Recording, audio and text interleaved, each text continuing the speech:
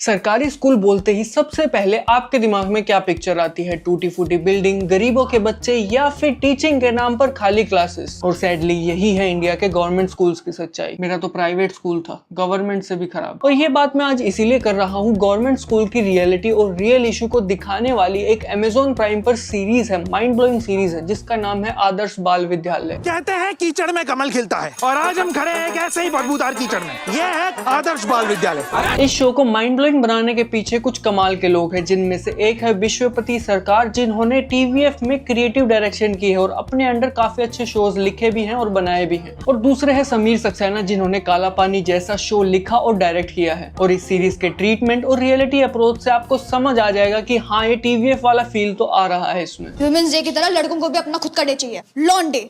हाँ, हमें लौंडे चाहिए। देखना इसका मीम कट जाएगा। ऐसा लगेगा आपको कि आप पंचायत सीरीज ही देख रहे हो, बस अब गांव और पंचायत नहीं बल्कि एक गवर्नमेंट स्कूल रखा गया है बैकग्राउंड में। फिल्म की शुरुआत में ही गवर्नमेंट की तरफ से एक ऑफिसर आता है स्कूल में। उसी के साथ साथ हम भी देखते हैं कि स्कूल में क्या चल रहा है। खुद स्कूल का प्रिंसिपल बच्चों के साथ क्रिकेट खेल रहा है और यही कैरेक्टर इसमें के मेनन यानी ज्ञानेश्वर का है।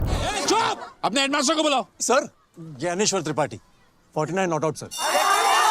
कुछ भी कहो, प्रिंसिपल बहुत कूल है। ऐसा प्रिंसिपल हमें मिल जाता तो बात ही अलग थी। हमें तो बहुत होट मिला था, वो वाला होट नहीं, गरम वाला होट। शुरू में देखकर आपको भी लगेगा कैसे प्रिंसिपल बच्चों के साथ साथ अपना भी टाइम पास कर रहा है, लेकिन बाद में आपका पर्सपेक्टिव चेंज होने वाला है। जो गवर्नमेंट ऑफिसर आया था वो एक नोटिस लेकर आया था। दिल्ली में जितने भी सरकारी स्कूल है उनमें से टॉप 10 स्कूल सिलेक्ट किए जाएंगे। जिन सरकारी स्कूलों का 10th में सबसे अच्छा रिजल्ट आएगा उनके प्रिंसिपल को कैम्ब्रिज यूनिवर्सिटी में वर्कशॉप के लिए भेजा जाएगा। इंग्लैंड वाला कैम्ब्रिज। लेकिन अब अपने ज्ञानेश्वर प्रिंसिपल जो बच्चों के साथ क्रिकेट खेलते थे, उनको एक सपना मिल जाता है। वो भी सपना देखते हैं कि वो बाहर जाएंगे, कैम्ब्रिज यूनिवर्सिटी में जाएंगे, लेकिन अपनी वाइफ के साथ घूमने के लिए। उसका फंडा क्लियर है, बाहर जाके घूमना है। वर्कशॉप क्या होती है? और अब समस्या ये है, जो बच्चे रोज आकर सरकारी स्कूल में क्रिकेट खेलते हैं वो टॉप 10 में कैसे आएंगे? हाँ, टॉप 10 में तो आ सकते हैं, लेकिन पीछे से।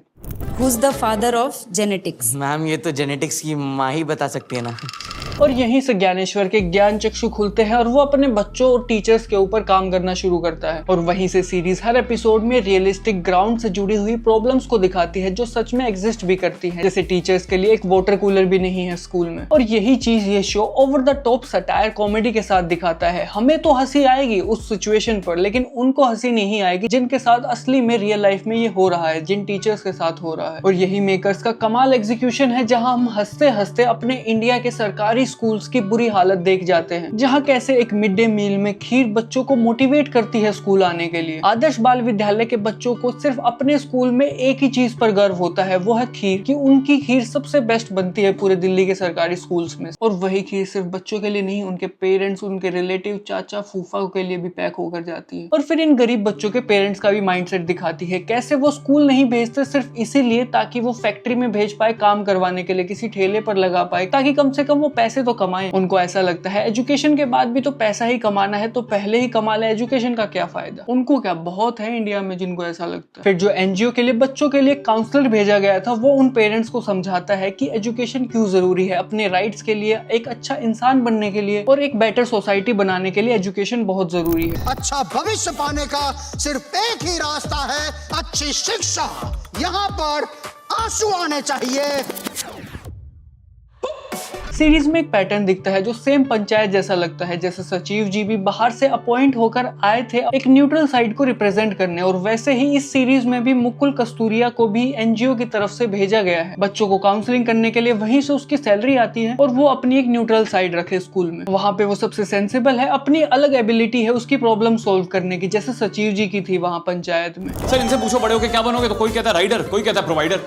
इनको एक रोल मॉडल चाहिए सर। फिर इसमें एक हिंदी का टीचर आता है जो बहुत खड़ूस है। आपको पीटी की याद आ जाएगी, जिसको बस लोगों को पीटने में मजा आता है। बच्चों को पीटने जहां भी मिल जाए वो पीट देगा, उसको बहुत खुशी महसूस होती है। बनाने के लिए ठोकना आवश्यक होता है। सर, पिछले महीने आपने एक बच्चे को चोक स्लैम दे दिया था। थोड़ा बहुत तो चलता है ना यार। हर स्कूल में एक जल्लाद जैसा टीचर होता है। जितना बच्चे दर्द से चिल्लाते हैं उसको उतना ही मजा आता है। लेकिन जो इसमें टीचर है वो इतना भी खराब नहीं है। उसका तरीका गलत है लेकिन काम सही करता है। और ये कैरेक्टर भी बहुत मिलता है पंचायत के प्रहलाद कैरेक्टर पे, जिसपे हम डिपेंड करते हैं, एक पावर फोर्स डिपेंड करते हैं। जहाँ पता लग गया ये बंदे को अगर सनक गया ना तो ये उड़ा देगा सबको। भाई किताब पढ़ रहा है, इस वाक्य का वचन बदलो। एक बार भाई ने वचन दे दिया, यहाँ पर हिंदी का टीचर प्रिंसिपल का राइट हैंड होता है और वहाँ पर वो प्रधान जी का राइट हैंड होता है प्रहलाद। और इस फिल्म में जो प्रिंसिपल ज्ञानेश्वर का कैरेक्टर है वो भी काफी मिलता है प्रधान जी से, पंचायत के प्रधान जी से। ये भी कभी कभी ऐसी बचकानी सी हरकतें कर देता है, चाइल्डिश बिहेवियर है और उर्मिला जी हम 5 बच्चों का मर्डर कैसे कर सकते हैं? और दिखाएगा ऐसे जैसे बहुत दिमाग है इसमें। जहाँ भी फंसता है इसके पास भी एक मंजू देवी है, मतलब इसकी वाइफ। वहाँ प्रधान जी अपनी मंजू देवी के पास चला जाता था जब भी कोई प्रॉब्लम होती थी,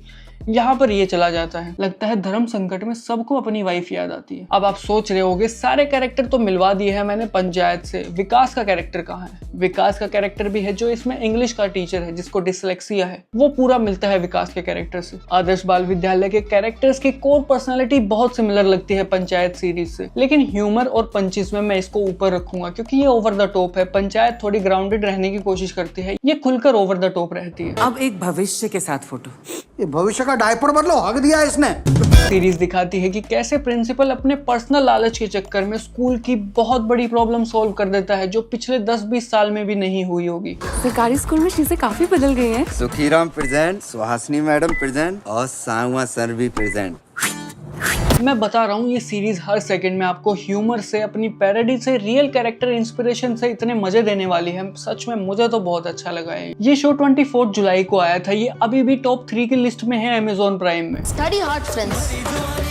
और ऐसा होगा आपके साथ, कुछ जोक आपको थोड़ी देर बाद समझ आएंगे, फिर आप उन पे हंसोगे। ह्यूमर और कॉमेडी के मामले में, रियल इश्यूज को उठाने में और एजुकेशन सिस्टम को कोर से समझने के लिए ये सीरीज मुझे काफी ऊपर लगी है। ये आपको हंसते हंसते एक सिंपल सी बात बोल देती है। शुरू में आपको वो बहुत फनी लगती है लेकिन धीरे धीरे वो एक डार्क रियलिटी में बदल जाती है। अब क्या करेंगे? के मेनन को आपने डार्क और नेगेटिव रोल्स में ही देखा होगा, लेकिन यहाँ सटल से एक्सप्रेशन, एक्टिंग के बीच में रियल लाइफ गैप जो वो लेकर आए हैं, ऐसा लगेगा सच में कोई बेबस प्रिंसिपल है यार। उनकी परफॉर्मेंस टॉप टियर तो होती है लेकिन ऐसे कैरेक्टर में देखना बड़ा यूनिक है। उनके परफॉर्मेंस को देखकर आपको समझ आ जाएगा, उनके एक्सप्रेशंस को देख कर समझ आ जाएगा कितने टाइप के एक्सप्रेशंस दिए जा सकते हैं सिर्फ रिएक्शंस में। बाकी वो भी ठीक है, सबकी जाती नहीं, मुझे आती नहीं एक्टिंग। मेरे से बेट लगा लो आज बाद में हर मोमेंट इस सीरीज का मीम बनने वाला है। डायलॉग्स को जैसे ट्विस्ट करके कॉमेडी के लिए यूज किया गया है वो बहुत ही एंगेजिंग और फनी लगता है। मैम रिप्रोडक्शन के टेस्ट में इंटरकोर्स पूछिए ना, ये मम्मी पापा का मिलन क्या होता है?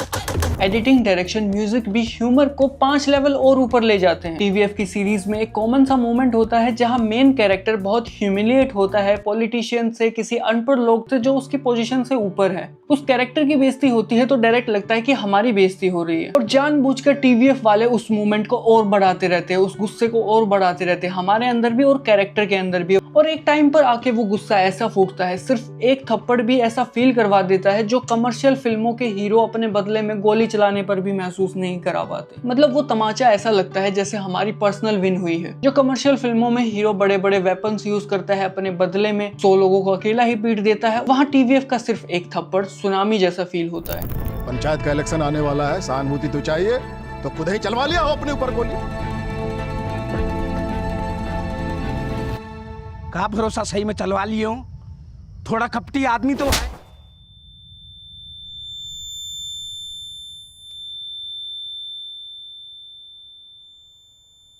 और इस सीरीज में भी एक ऐसा मोमेंट आता है जहां आपका पे ऑफ होने वाला है, जहां एक थप्पड़ बहुत कुछ बजाने वाला है। और सीरीज के लिए मैं बोल सकता हूं मुझे बहुत मजेदार लगी है। बहुत सारे मोमेंट है जिसमें मैं खुल के हंसा हूं। और मेकर्स ने फैमिली के लिए तो बहुत ही अच्छी सीरीज बनाई है, सब मिलकर एंजॉय कर सकते हैं। ये सीरीज अकेले देखने में बिल्कुल मजा नहीं है, या तो अपने दोस्तों के साथ देखना या अपनी फैमिली के साथ देखना। और जहां मुझे नवीन कस्तूरिया एक्टर दिख जाते हैं, मेरा इंटरेस्ट ऐसे ही आ जाता है उस सीरीज में। ये OTT के आमिर खान वाली फील देते हैं और मुझे आगे जाके भी पक्का लगता है बहुत बड़े काम करने वाले हैं, बहुत पोटेंशियल लगता है इनमें। बाकी अगर आपने आदर्श बाल विद्यालय सीरीज देख ली है तो कमेंट सेक्शन में बताइए अपना फेवरेट सीन। चलो मिलते हैं हम नेक्स्ट वीडियो में।